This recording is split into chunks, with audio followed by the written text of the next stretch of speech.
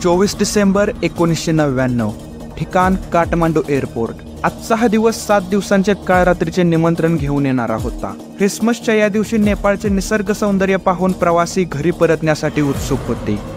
176 प्रवाशांना घेऊन जाण्यासाठी फ्लाईट IC814 काठमांडू ते दिल्ली प्रवासासाठी सज्ज होते। हे निश्चिंत व खुश असणारे प्रवासी फ्लाईटमध्ये चढलेले असताना मात्र अशा वेळेस काही अनहोनी घटना या काठमांडू एअरपोर्टवरती घडत असतात, ज्याचा थोडासाही अंदाज विमानात असलेल्या प्रवाशांना नव्हता। ज्या गोष्टी घडू नयेत अशाच गोष्टी एअरपोर्टवरती घडत होत्या। कोणीही फिजिकली प्रवाशांना चेक करत नव्हते, तर सामान चेक करणारी 2 पैकी 1 मशीन खराब झालेली असते। त्यावेळेसच फ्लाईट IC814 जे काठमांडू एअरपोर्टवरती फक्त अर्ध्या तासापूर्वी लँड झालेले असते, त्याला थोडाही वेळ न देता दुसऱ्या उड्डाणासाठी सज्ज केले जाते। या सर्व गोष्टी संशयास्पद वाटत होत्या। विमानात बसलेले प्रवासी मात्र या सर्व गोष्टींपासून अलिप्त होते। याची जराही कुणकुण कोणाला नव्हती व याच गोष्टी भारतातील सर्वात मोठ्या विमान हायजॅकचे कारण बनणार होते। तर नमस्कार मित्रांनो, आपण या व्हिडिओमध्ये भारत एव्हिएशन हिस्ट्रीमधील सर्वात मोठ्या IC814 विमान हायजॅक बद्दल माहिती करून घेणार आहोत। तर जाणून घेणार आहोत की कसे पाकिस्तानी आतंकवादी यांनी 2 तासाच्या प्रवासाला 7 दर्दनाक दिवस रात्रीत बदलले होते। तसेच या आतंकवाद्यांनी भारत सरकारकडून अशा कोणत्या मागण्या मान्य करून घेतल्या होत्या की ज्याचा परिणाम आपणाला पुलवामा आणि उरी अटॅकमध्ये भोगावा लागणार होता।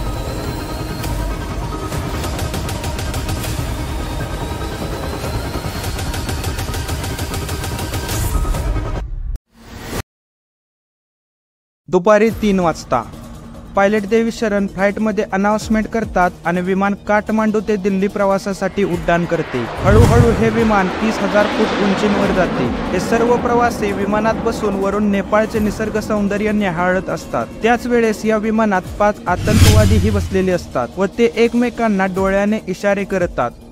दुपारी 4:40 लखनौमध्ये असणारे हे विमान फक्त दिल्लीपासून 60 किलोमीटर अंतरावर होते। एअर होस्टेस बिझनेस क्लासमध्ये सर्व प्रवाशांच्या जेवणाची व्यवस्था करत होत्या व त्यानंतर इकॉनॉमी क्लासमध्ये बसलेल्या प्रवाशांसाठी जेवणाचे नियोजन करत असतात। या जेवणाच्या व्यवस्था करत असताना चुकून एका प्रवाशाच्या हातून जेवणाचे ताट बाजूच्या प्रवाशाच्या अंगावर पडते व त्या दोघांच्यात भांडण सुरू होते।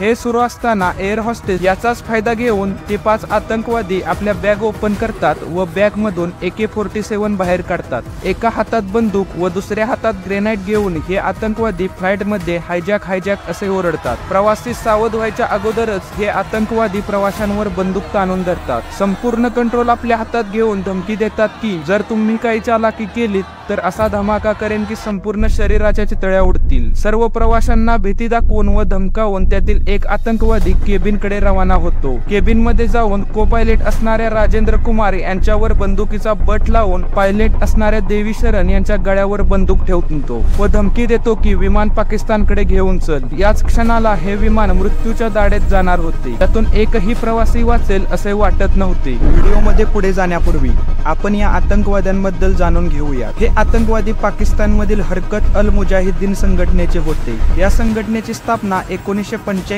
साली झाली होती। यांचा मुख्य उद्देश हा काश्मीरमध्ये असणाऱ्या उग्रवाद्यांना सपोर्ट, फंडिंग व ट्रेनिंग देणे हा होता। याचाच उपयोग करून काश्मीरमध्ये अशांतता पसरवण्याचे काम या संघटनेकडून केले जात होते। या संघटनेमुळे 1994 व 1995 साली आपल्या देशाच्या 100 पेक्षा जास्त सैनिकांना वीरमरण आले होते। याचमुळे आपल्या सैन्यांनी या संघटनेचे कितीतरी खुंखार आतंकवादी यांना पकडून जेलमध्ये टाकले होते व त्यांना जेलमधून बाहेर काढण्यासाठी या 5 आतंकवाद्यांनी हे विमान हायजॅक केले होते। या संघटनेतील कुख्यात आतंकवादी मोहम्मद अल अजहर याला सोडवण्यासाठीच हा विमान हायजॅकचा प्लॅन आखला होता। मोहम्मद अजहर हा तोच आतंकवादी होता ज्याने भारताला जगाच्या नकाशावरून मिटवण्याची धमकी दिली होती।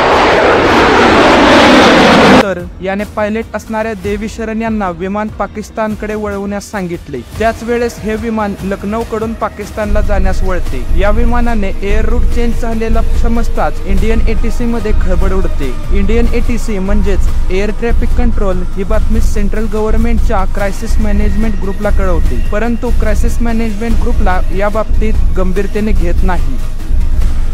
संध्याकाळी 6:44 फ्लाईट पाकिस्तानकडे जात होते। शरण आपल्या चतुराईने सांगतात की फ्लाईटमधील रिफ्युएल संपत आलेले आहे। जर का रिफ्युएल केले नाही तर तुम्ही तुमच्या मागण्या तर दूरच पण तुमचा जीवही वाचवू शकणार नाही।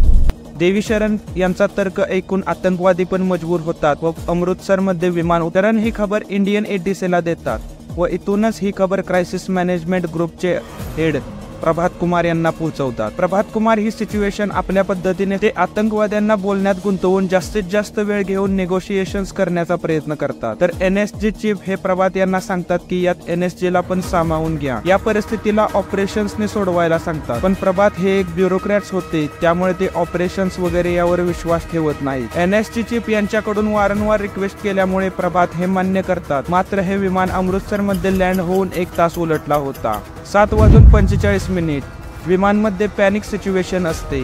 विमान अमृतसर मध्ये लँड होऊन 1 तास यांच्यावर दबाव वाढवला होता व धमकी देतात की लवकरात लवकर जर रिफ्युएलिंग झाली नाही तर आम्ही प्रवाशांना मारण्यास सुरुवात करू। मागील 1 तासापासून रिफ्युएलिंग केली नव्हती, यामुळेच आतंकवादी प्रवासी असणाऱ्या सतनाम सिंह यांना चाकू मारून घायाळ करतात। हे पाहून शरण सिंग हे इंडियन एटीसीला कळवतात की तुम्हाला आमच्या बचावासाठी काय करायचे असेल तर लवकरात लवकर करा, नाहीतर हे लोक सर्वांना तडपवून मारतील। हे ऐकून आतंकवाद्यांना हलक्यात घेणाऱ्या प्रभात यांना या सिच्युएशनची गंभीरता लक्षात येते। जोपर्यंत NSG येत आहेत तोपर्यंत पंजाब पोलीस कमांडोंना ही सिच्युएशन हँडल करण्याचे आदेश प्रभात यांच्याकडून येतात। या प्लॅननुसार एक ट्रक प्लेनच्या पुढे उभा केला जातो तर 2 मोटरसायकल ह्या प्लेनच्या बाजूला उभ्या केल्या जातात। हे पाहून आतंकवाद्यांना शंका यायला लागते, तर त्याच वेळेस फ्युएल टँक मध्ये बसून कमांडोंना पुढे नेले जाते। या टँकरचा ड्रायव्हर जास्त स्पीडने टँकर चालवत होता, तर त्याला टँकर थोडा हळू चालवण्यासाठी सांगितले जाते, तर तो गडबडीत टँकरच थांबवतो। पहिल्यांदा 2 संदिग्ध मोटरसायकल स्वार, नंतर टँकरच्या शक येणाऱ्या हालचाली यांमुळे आतंकवाद्यांच्या शंका अजूनच वाढतात। यामुळे ते रागात शरण सिंह यांना म्हणतात, भाड में गई तेरी रिफ्युएलिंग, जर विमान 30 सेकंदाच्या आत उड्डाण नाही केले तर तुला आणि सर्व प्रवाशांना मारून टाके। त्याच वेळेस NSG कमांडो हे अमृतसर मध्ये पोहोचतात व ऑपरेशनसाठी लागणाऱ्या सगळ्या सामानासहित विमानाच्या दिशेने जात असतात। संपूर्ण प्लॅन सहित विमानातील सगळ्यांना सोडवण्यासाठी NSG कमांडो येतच असतात। कमांडो हे विमानापासून काही अंतरावरच असतात, पण हे विमान त्याच वेळेस रनवे वरून वाऱ्याच्या वेगाने जात असते। NSG ऑपरेशन करायच्या अगोदरच विमान रनवेवर असणाऱ्या टँकरला वाचवून उड्डाण करते। प्रभात यांच्या कमजोर प्लॅनिंगमुळे आतंकवाद्यांना पकडण्याचा मोका सुटतो। हीच एक चूक भारत सरकारला बदनाम करण्यासाठी व विमानात असलेल्या प्रवाशांना पाकिस्तानला निघालो आहोत हे कळतात सगळीकडे एक भीतीचे वातावरण पसरते। पण विमान पाकिस्तानला उतरण्या अगोदरच अशी एक घटना घडते की सगळ्या प्रवाशांच्या काळजात धस्स होते। रात्रीचे 8:07 पाकिस्तानला जाणार आहे हे कळता क्षणी पायलट असणारे शरण कुमार हे पाकिस्तान ATC बरोबर संपर्क करण्याचा प्रयत्न करत असतात। विमानाला लँडिंग करण्याची परमिशन मिळावी यासाठी आटोकाट प्रयत्न करत असतात। पाकिस्तान या हायजॅकच्या मागे आपले नाव लावायचे नव्हते म्हणून परमिशन देत नसतात, त्यामुळे शरण हे जबरदस्ती विमान हे पाकिस्तान एअर स्पेस मध्ये नेतात व लाहोरच्या बाजूला वळवतात। फ्युएल संपूर्ण संपलेले असते तर पाकिस्तानने रनवेच्या लाईट्स ऑफ केल्या होत्या। शरण यांच्याजवळ 2च पर्याय होते, एकतर फ्युएल संपण्याची वाट पाहत बसावे अथवा जबरदस्ती पाकिस्तान एअरपोर्ट वरती विमान लँड करावे। यात शरण दुसरा पर्याय निवडतात। अशा वेळेस शरण हे बाजूला असणाऱ्या हायवेवर जिथे लाईट दिसत होती ते विमान उतरवण्याचा प्रयत्न करतात। त्याचबरोबर ते पाकिस्तानी ATC ला मेसेज पाठवत राहतात की आम्ही क्रॅश लँड करणार आहोत। पाकिस्तानी ATC ला समजते की परिस्थिती खूपच नाजूक आहे, त्यामुळे ते फायनली रनवेची लाईट ऑन करतात। त्यामुळे शरण हायवेवर असणाऱ्या गाड्यांना टक्कर देण्या अगोदरच विमान पुन्हा हवेत उडवतात। शेवटी हे विमान लाहोर विमानतळावर उतरवले जाते। पाकिस्तान आपली स्वच्छ इमेज दाखवण्यासाठी विमानाला चारी बाजूने कमांडोंचा घेरावा घालतात आणि आतंकवादी यांना सांगतात की कमीत कमी वयस्कर व लहान मुले यांना तरी सोडून द्या। दुसऱ्या बाजूला अटल बिहारी वाजपेयी हे आपल्या ऑफिसर्सनी केलेल्या चुकीमुळे नाखुश असतात। लगेच ते पाकिस्तानमध्ये असणाऱ्या इंडियन हाय कमिशनरला निगोशिएशन्स करण्यास सांगतात, परंतु पाकिस्तान भारताला वेठीस धरण्याचे विचार करते। लवकरात लवकर लाहोरमध्ये पोहोचण्यासाठी पार्थ सारथींनी पाकिस्तानकडे हेलिकॉप्टरची मागणी केली होती, परंतु त्यांना ते 3 तासानंतर देण्यात आले व हाच टाइम आतंकवाद्यांना विमान दुबईला घेऊन जाण्यासाठी पुरेसा होता। 25 डिसेंबर सकाळी 3 वाजता लाहोरमध्ये रिफ्युएलिंग करून विमान अल मिराहाद या ठिकाणी लँड होते। दुबई बरोबर चांगले संबंध असल्यामुळे भारताला आशा होती की कमांडो ऑपरेशनसाठी दुबई परवानगी देईल, परंतु दुबईची हुकूमत यासाठी नकार देते. अशा वेळेस विमानात असणाऱ्या प्रवाशांची अवस्था ही बिकट होती. मागील 24 तासांपासून आतंकवाद्यांनी त्यांना जागेवरून हलवूनही दिले नव्हते, तर कोणाला एक अन्नाचा कणही दिला नव्हता. अशा परिस्थितीत आतंकवाद्यांनी एक प्रवासी रुबिन कतियाल याच्या पोटात चाकू भोकसला. त्यामुळे संपूर्ण विमानात रक्त पसरले व त्याचा वासही येत होता. आता भारत सरकारवर दबावही वाढत होता. जर चुकून आतंकवाद्यांनी चुकीचे पाऊल उचलले तर ते भारत सरकारचे अपयश होते. त्यामुळे भारत सरकार सर्वतोपरी प्रयत्न करत होते. UAE बरोबर डिप्लोमॅटिक नेगोशिएशन्स व थोडाफार दबावही टाकण्याचा प्रयत्न चालू होता. अखेरीस याला यश आले व UAE सरकारने 27 हॉस्टेजेसना आतंकवाद्यांच्या तावडीतून सोडवले. त्यामुळे भारतात थोडाफार आनंद मात्र झाला होता, पण अजूनही परिस्थिती आटोक्यात आलेली नव्हती. त्यानंतर आतंकवादी विमानाला तालिबान कंट्रोल असणाऱ्या अफगाणिस्तानमध्ये घेऊन जाण्याचा निर्णय घेतात. या निर्णयाने भारतीय लोकांच्या काळजात धस्स होते. भारतातील ऑफिसर्स हे ऑपरेशनला गती देण्याचे काम करतात, कारण की त्यावेळेस अफगाणिस्तान हे आतंकवाद्यांसाठी जन्नत समजले जायचे, जिथे UAE व यासारख्या बलाढ्य देशांचाही टिकाव लागू शकत नव्हता. आता प्रवाशांना अशा परिस्थितीला सामोरे जावे लागणार होते की ज्याचा विचारही ते वाईट स्वप्नात करू शकत नव्हते. 26 डिसेंबर सकाळी 8 वाजता भारत सरकारच्या लाखो प्रयत्न करूनही हे विमान दुबईमधून उड्डाण केले जाते व अफगाणिस्तानमधील कंदाहार येथे लँड होते. यानंतर सुरू होणार होते हिम्मत टिकवून ठेवणारे 5 दिवस. विमान कंदाहारमध्ये लँड झाल्याबरोबर या विमानाला तालिबानी आतंकवादी यांचा वेढा पडतो. रॉकेट लॉन्चर, आर्मेन फोर्स यासोबतच मिलिटरी टँकचा वापर करून वेढा अधिक बळकट केला जातो. तालिबान आतंकवाद्यांचा संदेश एकदम क्लिअर होता. जर इंडियन कमांडोनी ऑपरेशन्स करण्याचा प्रयत्न केला तर त्यांचा मुकाबला हा एका सशस्त्र फौजेबरोबर होणार होता. यामुळे भारतीय सरकार पुढे ऑपरेशन्स करून प्रवाशांना वाचवण्याचा पर्याय बंद झाला. अशा परिस्थितीमध्ये निगोशिएशन्स करूनच शत्रूला नामोहरण करण्याचा विचार भारत सरकारकडून केला जातो. नेगोशिएशनसाठी 4 बेस्ट ऑफिसर्सची निवड केली जाते व यामध्ये नेतृत्व हे अजित डोवाल यांच्याकडे सोपवले जाते. तात्काळ अजित डोवाल हे अफगाणिस्तानमधील कंदाहार येथे जाऊन आतंकवाद्यांची डिमांड ऐकून घेतात. आतंकवाद्यांनी डिमांड अशा केल्या होत्या की ज्या मान्य करणे अशक्यप्राय होते. 1650 करोड रुपयांबरोबरच तब्बल 36 खुंखार आतंकवाद्यांच्या सुटकेची मागणी केली होती. ही अशी मागणी होती की भारत सरकार कोणत्याही परिस्थितीत पूर्ण करू शकत नव्हती. तसेच या मागण्या जर मान्य केल्या नाहीत तर विमानातील प्रवाशांना धोका उद्भवण्याची शक्यता होती. अशा वेळेस भारतातील लोकही सरकार विरोधात उभे राहिले होते. अशा द्विधा अवस्थेत सरकार होते. हे सर्व सहन केले जाऊ शकत होते, पण विमानात अडकलेल्या प्रवाशांची अवस्था ही खूपच चिंताजनक होती. हे निगोशिएशन्स 5 दिवस चालू होते.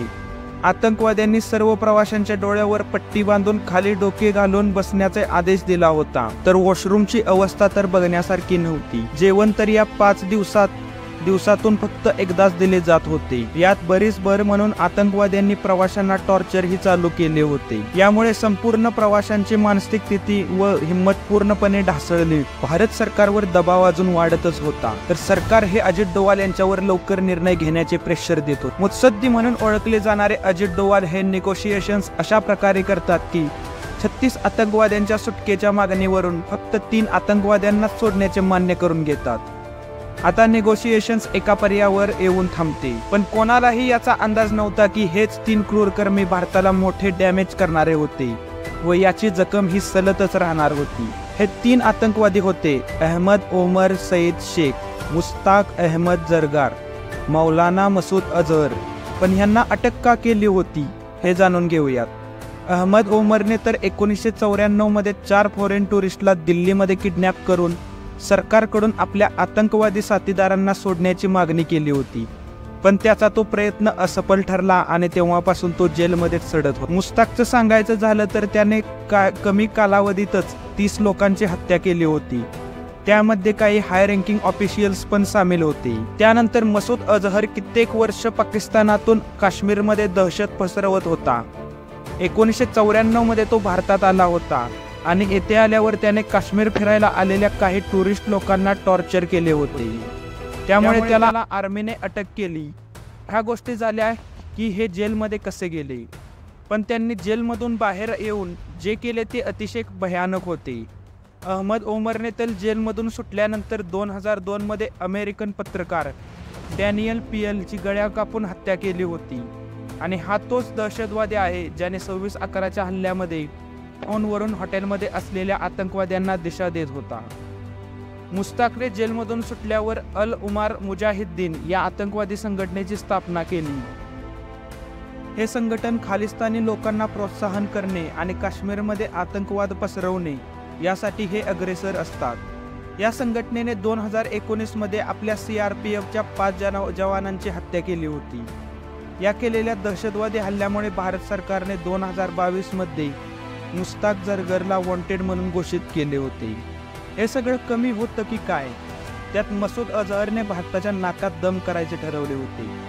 सर्वात पहिले तो 2000 मध्ये जैश-ए-मोहम्मद या संघटनेची स्थापना करतो आणि अझहरच्या नेतृत्वामध्ये जैश-ए-मोहम्मदने पार्लमेंट अटॅकचा प्लॅन केला आणि त्यामध्ये त्यांनी 14 लोकांचा बळी घेतला होता. तर 40 CRPF जवानांना मारणारा 2016चा उरी अटॅकही त्यांनीच प्लॅन केलेला होता. 2019 मध्ये 17 जवानांना मारणारा पुलवामा अटॅक, तर 173 लोकांचा जीव घेणारा 26/11चा अटॅक हा त्याचाच प्लॅन होता. फायनली 31 डिसेंबर 1999ला या तिन्ही आतंकवाद्यांना अफगाणिस्तान बॉर्डरवर सोडले जाते आणि तिकडे सर्व प्रवाशांना सुद्धा सोडले जाते. सर्वात आश्चर्य करणारी गोष्ट ही होती की तालिबानी आतंकवादी या लोकांना भारताच्या ताब्यात देण्याऐवजी पाकिस्तानच्या क्वेटा शहरमध्ये सोडून आले आणि यावरून कळून येते की पाकिस्तानचा या सर्व घटनेच्या मागे हात होता. हायजॅकिंगच्या काही वर्षानंतर अजित डोवाल यांनी स्पष्ट केले की यामागे ISIचा हात होता. त्यामुळेच हे आतंकवादी हे कारस्थान करू शकले. मित्रांनो, अशा प्रकारे आपल्या काही चुकीच्या पावलांमुळे आणि दुर्लक्ष केल्यामुळे आपल्याला आतंकवाद्यांसमोर झुकावे लागले.